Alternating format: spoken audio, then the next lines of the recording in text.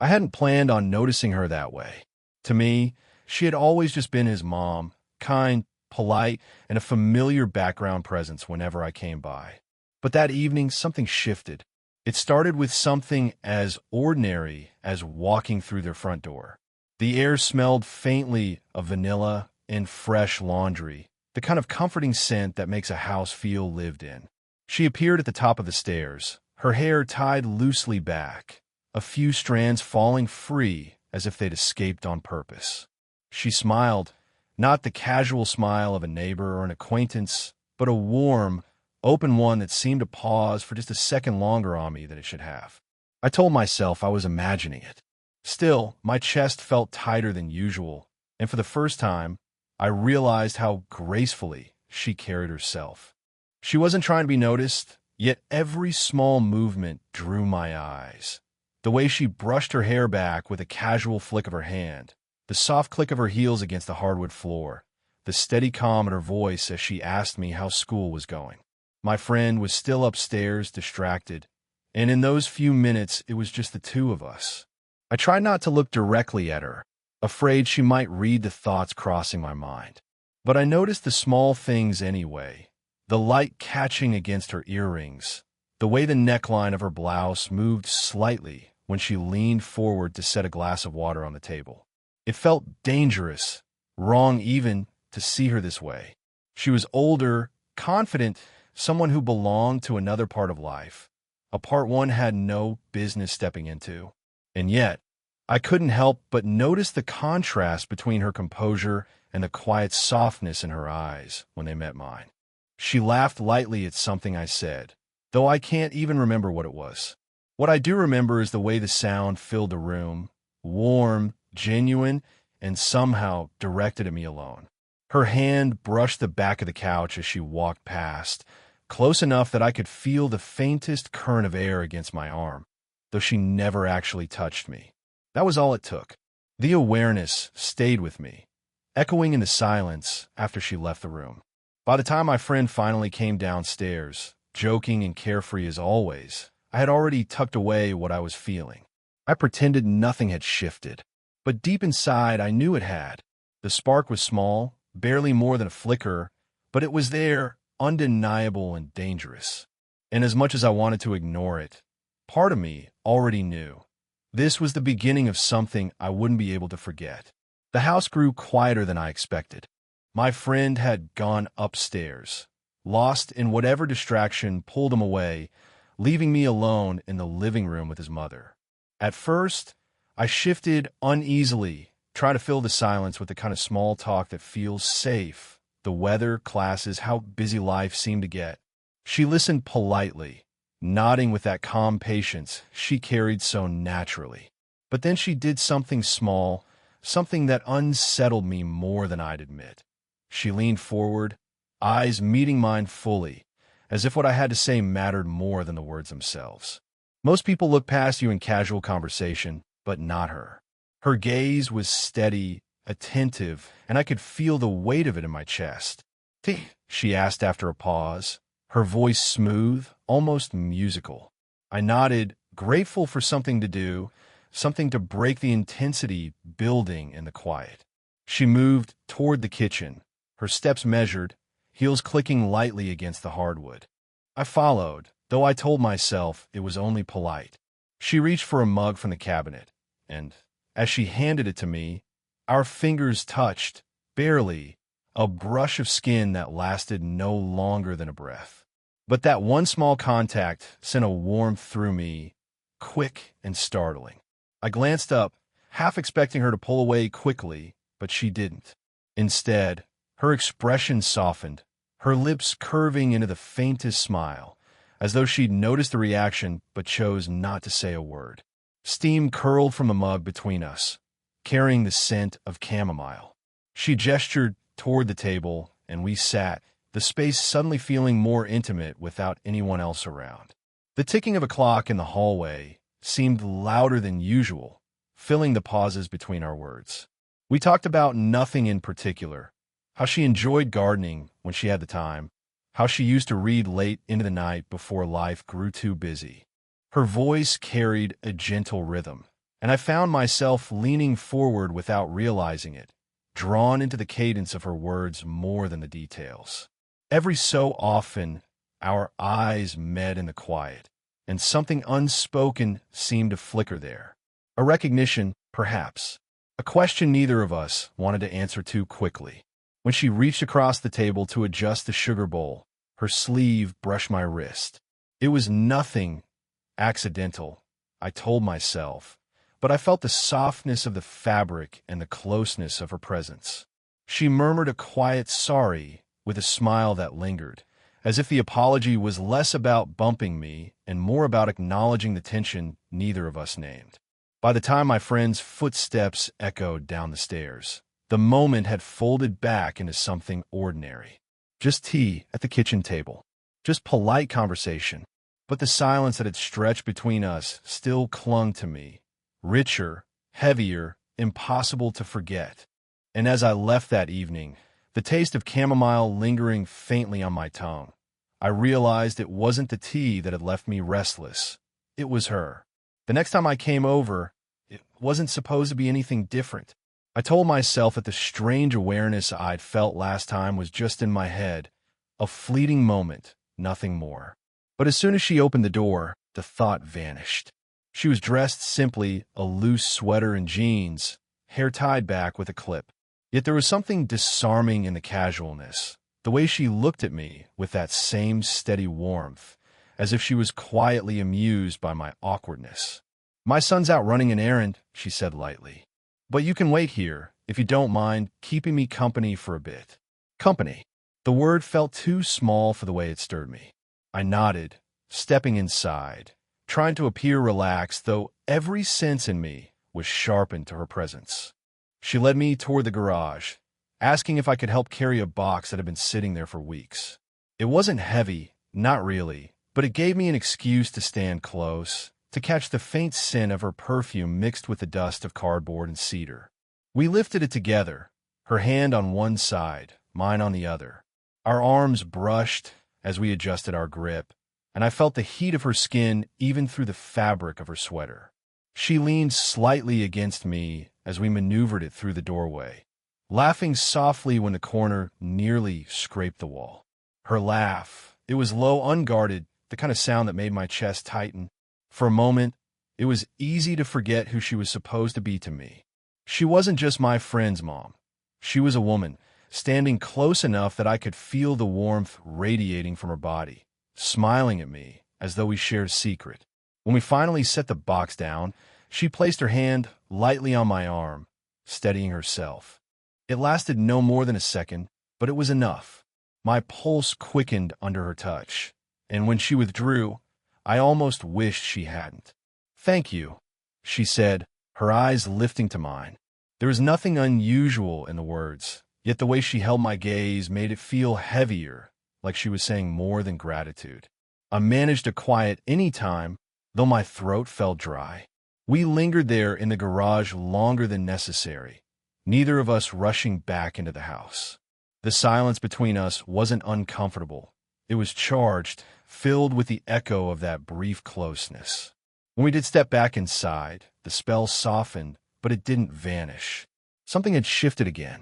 I could sense it in the way her smile lingered, and how my own steps felt unsteady, as if I were walking along a line I wasn't supposed to cross but couldn't help drifting toward. And for the first time, I began to wonder if she felt it too. Evening always seemed to change the way her house felt. During the day, it was filled with noise, footsteps, doors opening and closing, the easy rhythm of family life. But at night, when the lights dimmed and only a few warm lamps glowed in the living room, everything grew softer, quieter, and somehow more intimate. That night, I found myself sitting on the edge of the couch, flipping idly through my phone while I waited for my friend to finish a call upstairs. She was in the armchair across from me, her legs crossed, a book resting loosely in her lap.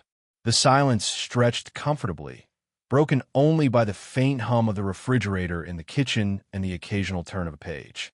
I told myself not to look, but my eyes wandered anyway. The lamplight touched her hair, catching the strands that had fallen free from her clip. Her posture was graceful, relaxed, yet there was a quiet strength in the way she carried herself. She wasn't trying to be noticed. That was the dangerous part. And still, I couldn't stop noticing. At one point, she glanced up from her book and caught me looking. For a heartbeat, I froze, ready to look away, but she didn't let me.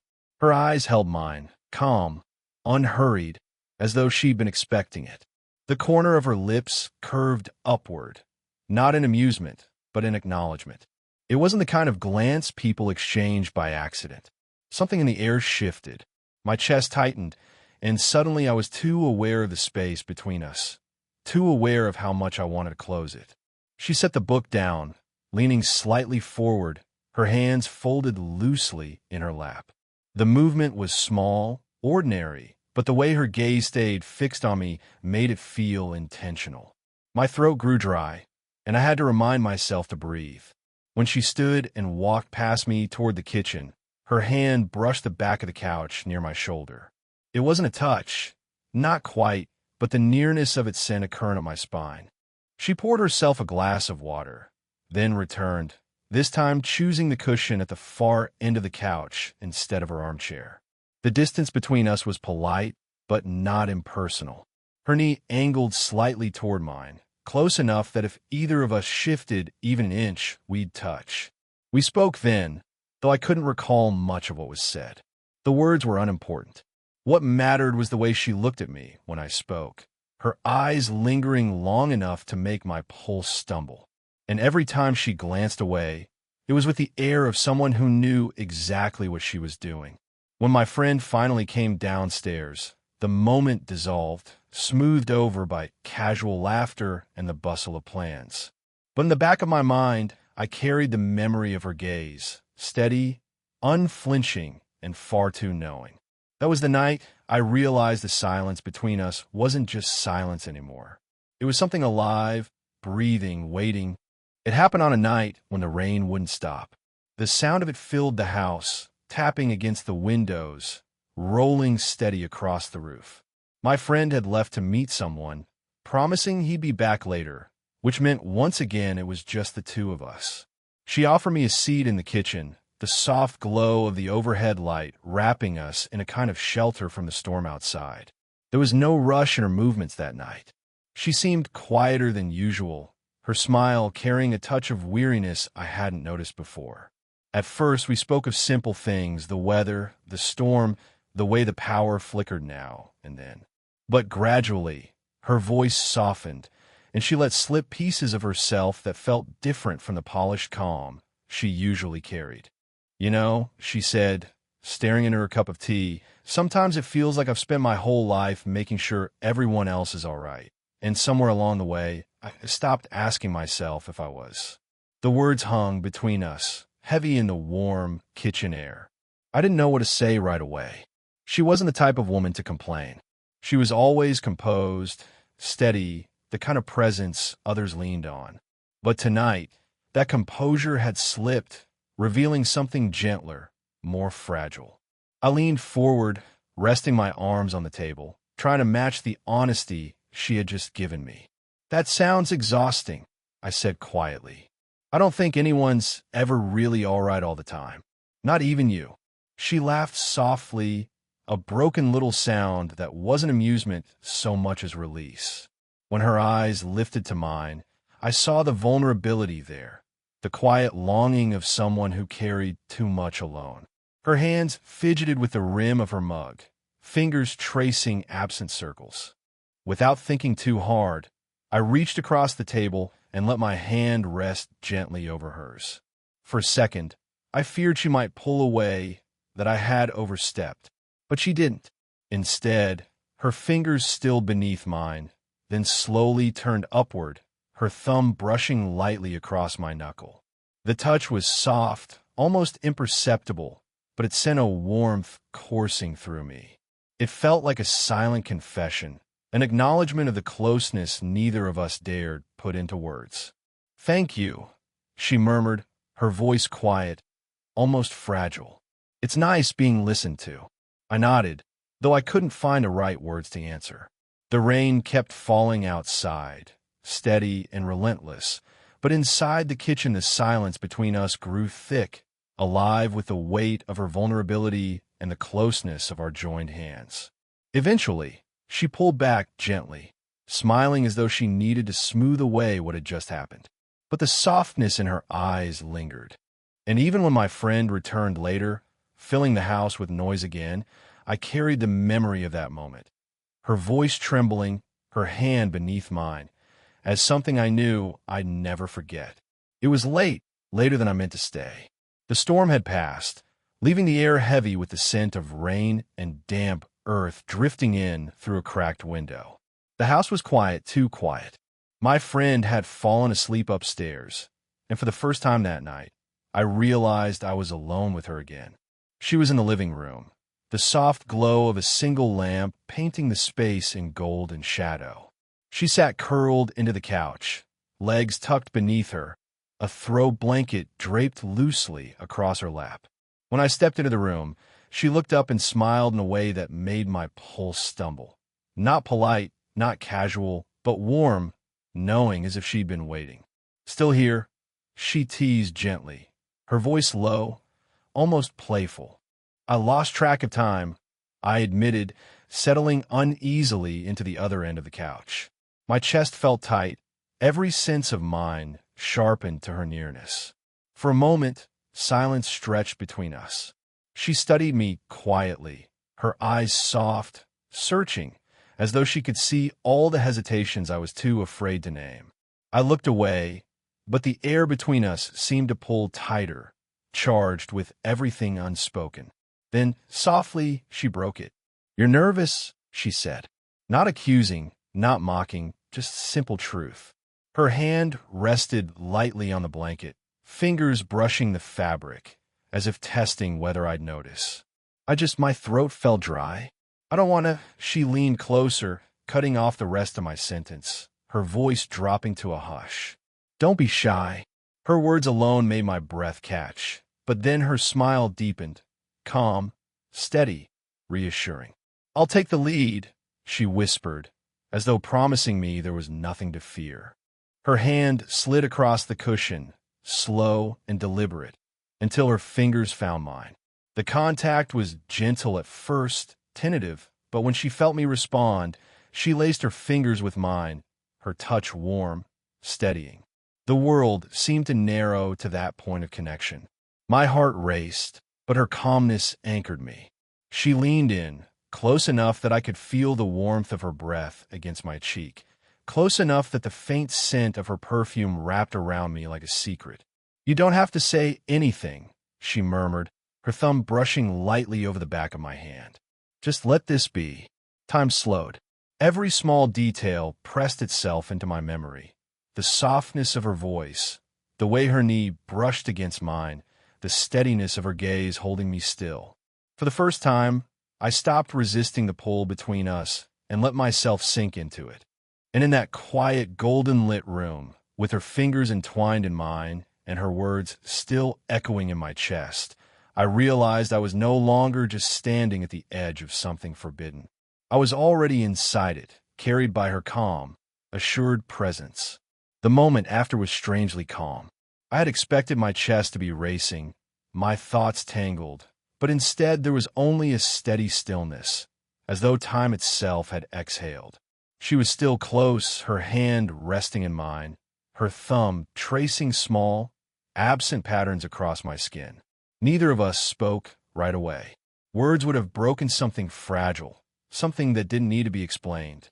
Instead, we sat there in the hush of the living room, surrounded by the soft glow of the lamp and the faint hum of the house settling in the night. Eventually, she shifted slightly, drawing the blanket higher around her shoulders. Without thinking, I adjusted with her, sliding closer until our arms brushed.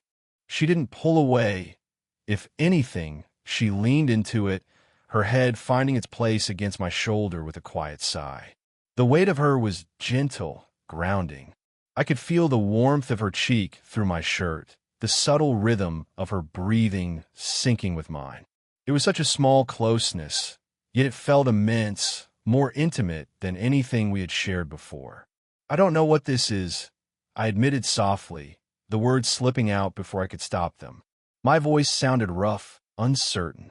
She lifted her head, just enough to look at me, her eyes steady but kind. "It doesn't have to be defined tonight," she said. "Not everything needs a name right away." Her words soothed me, though they also stirred something deeper, a longing for this quiet understanding to last.